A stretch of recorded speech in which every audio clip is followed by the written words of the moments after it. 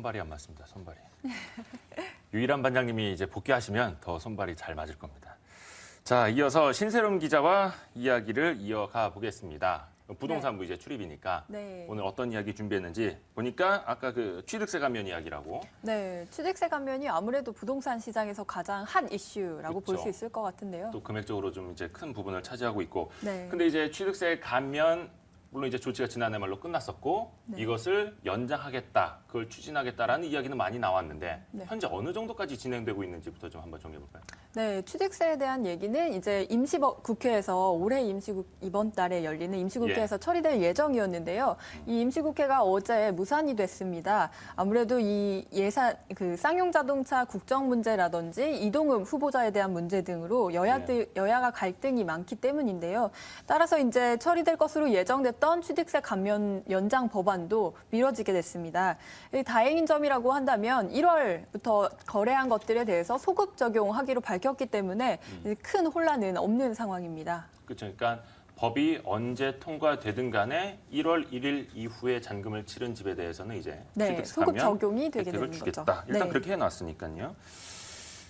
역시나 뭐 부동산 시장이 안 좋으니까 이런 대책들이 계속 나오는 건데 이제 굳이 이제 취득세 감면을 연장해야 할 필요성이나 그 배경을 조금만 더 살펴본다면요. 네, 그 배경에 대해서 얘기를 하자면 이것저것 얘기를 할 수 있겠지만 지금 이러한 법안이 추진되고 있는 것에 있어서는 아무래도 박근혜 당선자가 그 후보자 시절에 공약으로 내세웠기 때문인데요.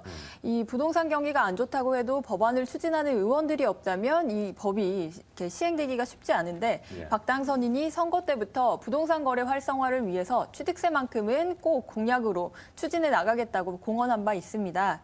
그 부동산 시장으로 이제 살짝 얘기를 돌려보면요. 부동산 경기 침체 문제의 파급 효과가 이제 일파만파로 커져가고 있다는 것이 이 취득세 감면 연장의 핵심 배경입니다. 검색어로도 자주 등장하잖아요. 하우스 푸어랄지 렌트 푸어. 이 부동산 경기 침체로 가계부채가 늘어나다 보니까 이 중산층의 어려움이 커져서 취득세 감면 법안을 연장하자 이런 얘기가 나오게 된 겁니다. 부동산 시장의 침체가 매수 심리로 이어지지 못하다 보니 주택 시장의 하향세가 계속되고 버블세븐이라든지 강남에 대한 그런 기대 심리들이 죽어가면서 지난해 90대책으로 시행했던 이 취득세 감면을 연장하자 이렇게 됐습니다. 또 올해 들어서는 이 거래 절벽이라고 하죠. 아파트의 거래량이 크게 감소한 것도 문제인데요. 이번 달 집계, 17일까지 집계됐던 서울 지역 아파트 거래량이 400건이었습니다. 이 추세라면 한 달 동안 있을 거래량이 1000건에도 미치지 못하는 것이 되는데요. 이는 지난 2006년 이후로 가장 적은 거래량이라고 합니다. 그 리먼 사태가 있었던 2008년에도 한 달 동안 1,200여 건이 거래가 됐었는데요. 결국 취득세 감면 종료가 끝나면서 이 1월 한 달 동안 논란이 되면서 거래 절벽 현상이 크게 나타났습니다. 예, 일단 그래서 취득세 감면 조치를 연장해야 한다라는 목소리도 이제 더 커져가고 있는 거고, 뭐 당연히 뭐 시장에서는 반기는 분위기겠죠. 네, 시장에서 취득세만큼은 꼭 시행돼야 되지 않겠냐 이렇게 얘기를 많이 하고 있습니다. 그리고 또 단순히 이제 집을 사고 팔고 싶은 사람들뿐만이 아니라 요즘에 뭐 힘들다는 뭐 공인 중개사들 거기도 이제 걸쳐 있는 문제도 많잖아요. 네, 거래량이 급감하다 보니 당연히 거래 중개업소들도 어려움에 처해 있는데요. 거래가 살아나지 못하고 경기가 불황이니까 건설사에까지 파급 효과가 이어지고 있습니다. 시장 위축으로 가게뿐 아니라 중개업소와 건설사 이 전체가 힘들어지고 있는 상황입니다. 게다가 법안이 발의되기 전에는 이 취득세 감면과 관련한 얘기들이 막 무성하다 보니까 거래 공동화 현상이 얘기되고 있는데요. 거래가 안 되는 상황에서 관망하는 수요자들이 늘어나다 보니 거래 위축이 더 심화되는 상태입니다. 하지만 이 발의된 법안에 따르면 이 소급 적용이 될 전망이어서 이 부분에 대해서는 아직 크게 우려되고 있지는 않습니다. 그렇죠. 그렇긴 한데 뭐 100% 취득세 감면이 연장된다 이렇게 확신을 하고 있어도 되는 건지 혹시나 걸림돌이나 뭐 변수 같은 건 없을지요? 국회 통과 과정에서요. 네, 이 법안이 발의됐다고 해서 100% 이게 통과가 될 수 있는 게 아니기 때문에 아직 우려할 수 있는 부분이 남아있다고 볼 수 있을 것 같습니다. 또 임시국회가 연기된 만큼 언제 이 국회가 다시 열릴 수 있는지도 의문인데요. 이 취득세는 일반적으로 지방세수입니다. 그래서 이 세수의 대부분이 지방자치단체로 가게 되는데 이 취득세를 감면하게 되면 이 지방세수가 급격히 줄어들게 되는 문제가 있습니다. 가뜩이나 이 재정적 어려움이 있는 지방 세수에 결손분이 생기면 이를 어떻게 메워야 하느냐 이런 얘기들이 많이 나오는데요. 예. 때문에 이 행안부가 추산한 지방 세수 결손분이 2조 9천억 원, 즉 3조에 가깝기 때문에 반대 의사를 표하는 의원들도 더러 있습니다. 또 이제 기간을 1년으로 잡다 보니까 너무 길지 않냐 이런 얘기가 나오고 있는데요. 1년 동안 언제든지 집을 사기만 하면 취등록세를 할인받게 되는 것이니까 이 부동산 경기를 직접적으로 살리는 데 어려움이 있을 수도 있다 이렇게 지적하고 있습니다. 그래서 원론적인 얘기로는 지방세수 결손분을 뭐 올해 예산에 배정돼 있지 않으니 내년 예산으로 미루거나 혹은 추가 경정 예산을 이제 집행해야 하는 상황인데요. 그래서 또 법안에 대한 통과 여부도 아직 불확실하다고 말할 수 있을 것 같습니다. 일단 당장 뭐 지방 세수가 줄어드니까 지방에서는 이걸 어떻게 해서든 보전해달라 할 테고 재원 조달도 문제고 네, 그렇습니다. 그리고 또 기간도 6개월이냐 1년이냐 이것도 좀 쟁점으로 남아 있는 거고요. 네. 그 취득세 감면이 이제 연장이 되면 그 취득세 부분이 어떻게 되는지도 좀 정리를 해보죠. 네, 취득세가 어떻게 내용이 정리되는지는 사실 간단한데요. 지난해 그 연말에 한시적으로 주어졌던 혜택이 그대로 적용되게 됩니다. 예. 따라서 9억 원 이하의 주택은 취득세율을 2%에서 1%로 감면하게 되고요. 9억 원에서 12억 원 이하의 주택이거나 다주택자의 경우에는 이 2%가 적용됩니다. 또 12%를 초과하는 주택은 3%로 감면이 되는데요. 실질적인 수치를 조금 대입해서 이렇게 쉽게 생각을 해보자면 시세 5억 원의 아파트를 샀다 이렇게 한다면 취득세가 500만 원 정도 절약되는 셈입니다. 그런데 이 세금이랄지 중개 거래 비용 이런 부분들은 실제 세금으로서 가격이 얼마가 할인되느냐 이런 것보다는 구매 심리를 자극하는 데 큰 의의가 있다고 볼 것 같습니다. 그 취득세 감면의 혜택의 절세라는 점 이것을 제외하고도 부동산 경기에 영향을 미치게 되는 것인데요. 이 90대책에서 잠시 이 한시적으로 시행했던 것이 실질적으로 수치들에도 조금 반영이 됐다는 것을 이제 찾아볼 수 있습니다. 이것이 앞으로 미칠 영향 그 부분을 좀 더 뭐 수치로 좀 세부적으로 볼 수 있을까요? 네, 우선 90대책이 한시적으로 시행되고 나서 그 작년 4분기에 거래량이 늘었다는 것이 이제 가장 큰 변화인데요. 작년 4분기엔 좀 괜찮아졌고. 네, 사실 가격에는 부동산 가격이 아직 오르지는 않았지만 거래량의 증가만으로도 이 시장에는 의미가 있다 이렇게 보고 있습니다.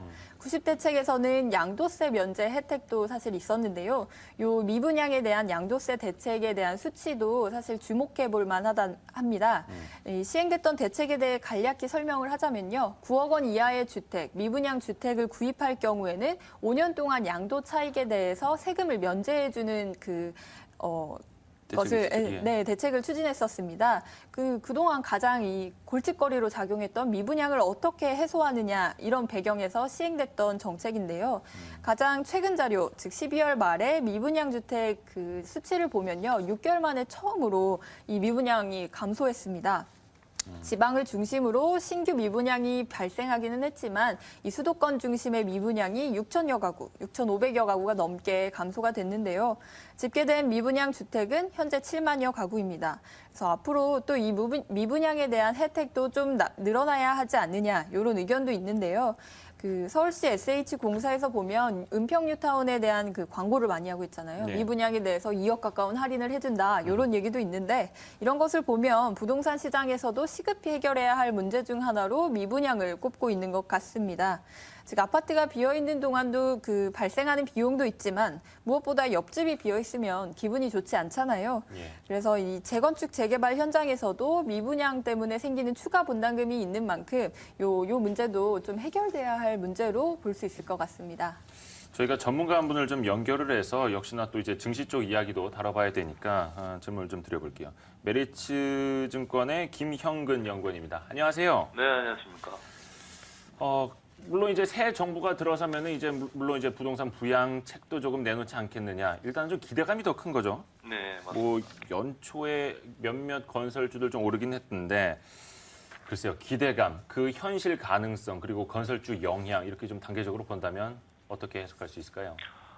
네. 최근에 중소형 건설사들이 많이 올랐는데요. 중소형 건설사들은 토건회사라든지 아니면 주택을 위주로 하는 회사들입니다. 그래서 거기에 대한 기대감 때문에 많이 올랐는 건 사실인데요. 현재 18대 대통령이 공약으로 했던 거는 총 뭐 여러 가지가 될 수 있지만 네 가지로 압축할 수 있습니다. 첫 번째는 분양가 상한제 폐지랑, 두 번째는 단기적 취득세 감면 연장, 세 번째는 전월세 상한제 도입이고요. 마지막으로 20만 원 행복주택 짓기인데 그 공약을 보면은 그렇습니다. 주택을 활성화시키는 거는 목표가 있지만 그런다고 투기 자금이 들어서 막 이렇게 버블 시절처럼 그렇게 활성화시킨다는 의미는 아니고요. 두 마리의 토끼를 같이 잡겠다는 의미인데, 그래서 지금 분양가 상한제 폐지와 단기적 취득 감면 연장은 지금 현재가 부동산 침체기에서 회복기로 갈 수 있는 그런 그 정책이라고 볼 수 있거든요. 그래서 그런 부분에서는 주택 거래가 증가할 수 있다. 그런 부분으로 해석할 수 있고요.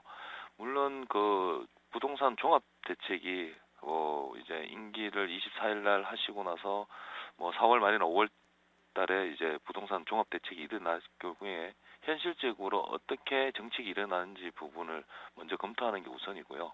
그런 부분을 좀 더 지켜봐야 되지 않을까 그렇게 생각하고 있습니다. 연구원님 말씀에 따르면 이 1분기를 회복기로 볼 수도 있다. 또 시장에서는 이번 연도의 1분기를 중요한 변곡점으로 보기도 하던데요. 이 건설업종에 영향을 미칠 수 있는 가장 큰 변수 뭐라고 보시나요? 첫 번째는 그 분양 시장이 회복돼야 된다는 부분인데요. 주택 분양의 시장이 회복되려면은 일단 그 공약했던 그 네 가지를 제외하고 제일 큰 건 DTI 규제 완화랑 전매 제한 폐지가 동시적으로 이루어질 때 우리가 생각하는 활성화 정책이 현실화되지 않을까 그렇게 생각하고 있습니다. 결론은 결국에 이걸 들으려고 하는 건데요. 지금 그 건설업종 투자 판단은 어떻게 하고 계시는지, 그 중에서도 가장 아웃퍼폼할 수 있는 종목이 있다면 어떤 걸 보고 계시는지요? 예.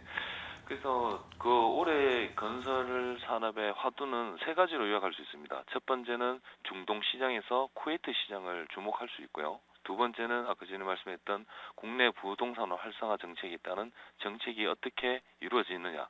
그리고 세 번째는 우리가 11년, 12년의 저가 수주로 인해서 중동의 저가 수주로 인해서 일단 실적이 좀 악화되는데 누가 더 내실 경영을 잘해서 현실화로 좀 좋은 실적을 낼 수 있느냐에 대한 포커스로 맞춰져 있는데요. 따라서 부동산 정책은 일단 정책이 나와봐야 그에 대해서 또 뭐 말씀을 드릴 수 있을 것 같고, 중동 발주는 작년보다 2012년보다 더 발주가 많이 늘어나기 때문에 우리 국내 건설사가 1,400억 불에 이제 입찰을 참여할 수 있는 거고요. 그래서 최소 뭐 미니멈 뭐 700억 불 시장에 이제 도전할 수 있는 부분이 크기 때문에 해외에 집중하는 회사들을 좀 대형사 위주로 봐야 되지 않을까 그렇게 생각하고 있습니다. 대형사 중에서는요? 네. 대형사 중에서는 일단은 현대건설과 삼성엔진이 굉장히 좀 좋아 보이고요. 실적 부분에서, 그리고 해외 신규 수주 부분에서도 좀 좋아 보이고, 그리고 5월 달에 부동산 현실화 정책이 나오면은 이제 해외 부분하고 주택을 같이 하고 있는 대림사람하고 지서건설을 좀 주목해야 된다. 그렇게 말씀드리고 싶습니다.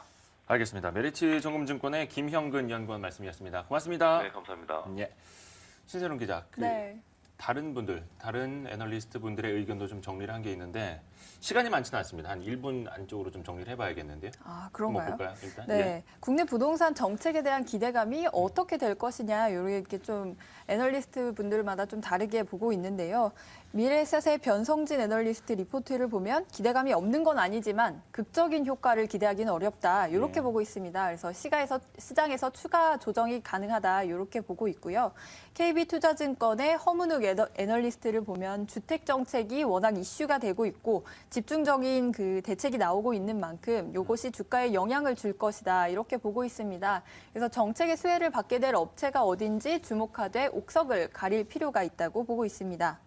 또 이광수 연구원 같은 경우에서는 1분기가 매우 중요한 변곡점이다, 이렇게 얘기하고 있고, 교보증권은 단기적으로는 좀 비중을 축소해야 하지 않겠나, 이렇게 보고 있습니다. 역시나 뭐 업황 전체적으로 좋다라고 볼 수 있는 사람은 아무도 없고, 그 중에서도 옥석을 가려서 업체별로 봐야 한다라는 의견이 대세를 이루고 있습니다. 오늘 신세롬 기자와 이야기 함께했습니다. 고맙습니다. 네, 감사합니다. 수고 많았습니다.